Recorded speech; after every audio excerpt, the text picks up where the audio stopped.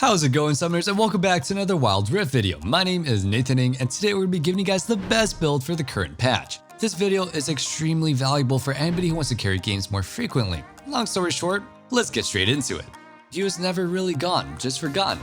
We're not talking about me, I'm talking about Draven, and he's an absurdly strong pick if you're a fan of his risky playstyle. Locking him in is like saying, I'm gonna crush you through the laning phase and snowball the game into fast victory, and better yet, there's nothing that you can do about it. Your goal is to fight and force plays over and over again with the absurdly high base stats. Spinning Axe is just an ability that is overtuned in terms of the early game damage and automatically wins you any kind of trade. Did you know in the League PC, it used to make people bleed as well? They took that out rather quickly. Anyway, consequently, avoiding fights against a Draven early on is mandatory if you value your LP. Now, let's talk about items that can help you win with ease. The very first item that we'll be talking about is Rushing Bloodthirster. It's an unusual item if you think about it for an ADC. Normally, you'd see them build Infinity Edge first, but Draven already has insane damage built into his kit, therefore he's able to entertain unfair trading patterns. The lifesteal helps him heal up quite nicely between the trades and allows him to pummel his enemies into submission. From that point onward, it's just about you and your own ability to put the enemy into the dirt. After Bloodthirster, we're straight up buying Infinity Edge, Rapid Fire Cannon, Mortal Reminder, Gluttonous Greaves, and either Death Stance or Guardian Angel depending on what kind of champions you're facing. Feel free to change up the order of items after BT in any order that you feel necessary to impact the current game state the most. For the enchant, you can go for defensive ones such as Stasis or Quicksilver, but if you're really feeling yourself, even Proto Belt might be a viable option. Rune-wise, we're running Conqueror, Brutal, Second Wind, and Sweet Tooth. However, if you feel like you're the one being all in by quite a few assassins, then bringing out Adaptive Carapace over Second Wind will definitely be helpful. 50 flat AP and extra defensive stats when we drop below 50% HP can really save the day, so don't underestimate the value of that rune. Before we continue with the video, make sure you go ahead and check out our Discord in the description down below. From regular giveaways to community organized events, we've got everything that you can ask for, including Kangas and me. Even dedicated channels to look for new people to play with. Interested now? Probably not, because Kangas is in that list. You should just join the server and say hi anyway. Next up on the list is an old champ that we've seen rise up the charts throughout the last patch. Garen has claimed his rightful position of being an unkillable monstrosity up in the Baron lane and is going to continue doing so in the next patch. The recent nerfs didn't hit him hard enough and aren't even close enough to get him out of his throne. Strong as ever, he still terrorizes enemy laners and enemy carries in the later stages of the game. You just cannot get rid of him. Funnily enough, one might think that you might need to build damage items to deal damage. However, this is where you're wrong. Garen is able to stack tank items that can make him unkillable while also being able to take care of most carries in the game. It looks comical when you see an ADC, that is not Vayne, trying to kill a Garen. They hit him 1,000 times, barely chipping away at his health from his HP bar, and so you get 3 hit by him. For laning, you want to start off with a Ruby Crystal to add more power to the way that you want to trade and play the lane. Ideally, you don't interact too much in lane until you reach level 2. Before that, you just want to use your third ability to carefully push the wave as well as poking the enemy at the same time. Starting level 2, you can begin establishing control via Grasp of the Undying and your first ability. Make sure that you're in combat and every single time the enemy gets close to CS, you're going to run up to them and give them a little love tap with an auto attack followed up by a decisive strike into Judgment. After that, you can back off and wait for your cooldowns to come back up again and let your passive do some work in terms of health regeneration. Especially with the newly released rune Second Wind, we can really abuse those types of trades and instantly heal back up again. In case you didn't know, the rune effect is doubled for melee champions, so you got regen for days when playing Garen.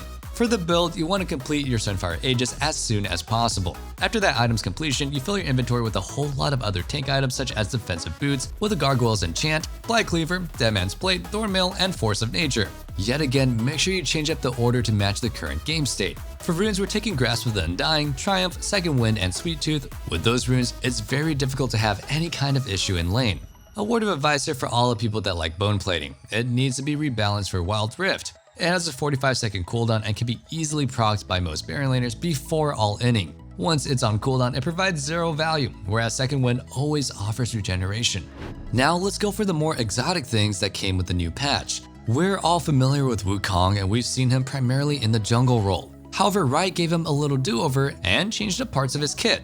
His first ability now receives a partial cooldown refund with every auto attack done by him and his clone. More so, they also buffed the healing on it by granting a 10% bonus life scaling. To put that into perspective, let's imagine that you're building Sunfire Aegis. This item grants you 500 health, which would translate to 50 additional healing. That's quite a lot. In addition to that, by running Grasp of the Undying, you can really start bullying out your opponents in lane.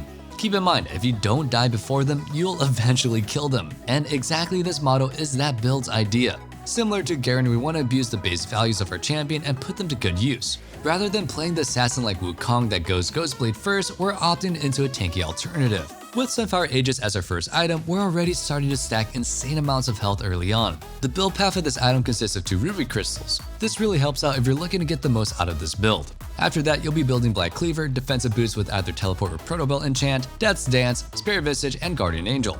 For runes, we want to run Grasp of the Undying, Triumph, Second Wind, and Sweet Tooth. It will definitely feel weird when you first play this build, but give it a shot and let us know how it went.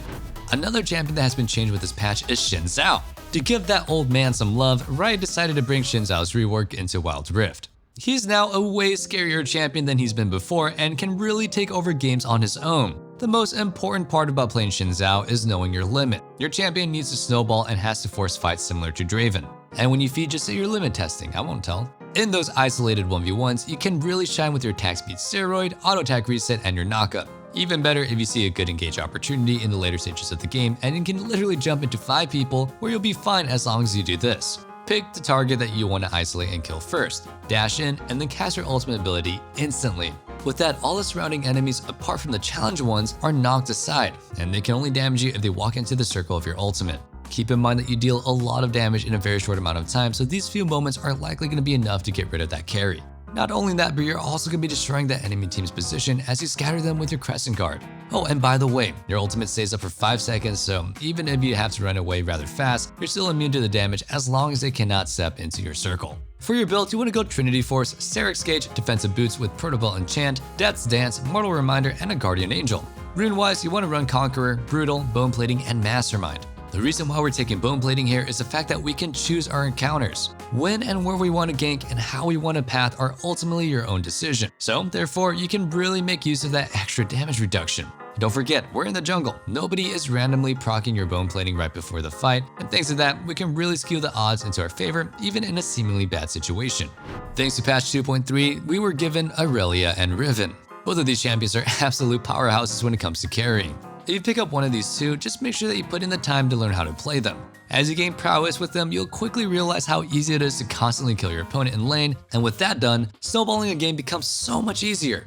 Now, let's take a look at Riven first. This champion is probably the most mechanically intensive champion as of yet. She's got a lot of cookie cutter combos which all of you need to learn about. The very first one is about her first ability. Ideally, you want to auto attack between each cast of your broken wings as fast as possible. This ability is an auto attack reset and you can really increase your DPS by a lot if you learn how to do it properly. Another important thing on Riven is learning how to avoid the cast time on your ultimate, or rather putting the time to good use. To do that, you can hide your first activation of it by casting Blade of the Exile and Valor in the fast sequence. Shortly after, you can do a quick combo with your broken wings and auto attacks until you're able to cast it for the 3rd time. Now, you want to keep your 3rd recast for another combo. Use Key Burst, cast Wind Slash, and your first ability in the sequence to allow your enemies no counterplay. Go check it out, it's really fun to do, and the best thing about it, the enemy cannot even move. For the item build, we're going Trinity Force, Black Cleaver, Lucidity Boots with Teleport or Proto Belt Enchant, Death's Dance, Serix Gage, and Guardian Angel. As for runes, we want to go Conqueror, Brutal, Second Wind, and either a Sweet Tooth or Hunter Genius. If you feel like this build doesn't have enough lifesteal, you can always opt into Vampirism, but that would make your early laning a little bit weaker. Last but definitely not least comes Aurelia. Her playstyle is equally as fast and all in your enemy's face like Riven. Dashing to low health minions to get resets on her first ability, and then second up her passive are her typical moves in lane. Whenever you see an enemy close to a low health minion, make sure to execute it with Blade Surge and get your passive rolling for the all-in. Especially once you have access to all your core abilities, you can really fish for those skirmishes. Hide your 3rd spell's first activation in a brush, dash to a minion, and reactivate it. Enemies will think that it's your first cast, so they won't really be ready to respond in a lot of situations and ultimately get stunned and marked. With that, your mark is applied, and casting your first ability on him will grant you a free reset, which will easily grant you access to 4 stacks of your passive. To get the most power in lane, we recommend building the following items. Start with Blade of the Rune King, then Trinity Force, Defensive Boots with either Teleport or Proto Belt, Serix Gage, Death's Dance, and Guardian Angel. For runes, go Conqueror, Brutal, Second Wind, and Sweet Tooth. Hop into the Rift, make a ton of plays, and let us know what you guys think about those new champions. With that, we're going to be ending today's video. Thank you guys so much for watching, and leave a like and subscribe to the channel if you never want to miss out on anything Wild Rift ever again, as well as checking out our Discord. My name is Nathan Ng, and as always, stay safe, stay healthy, and have a wonderful day. Peace.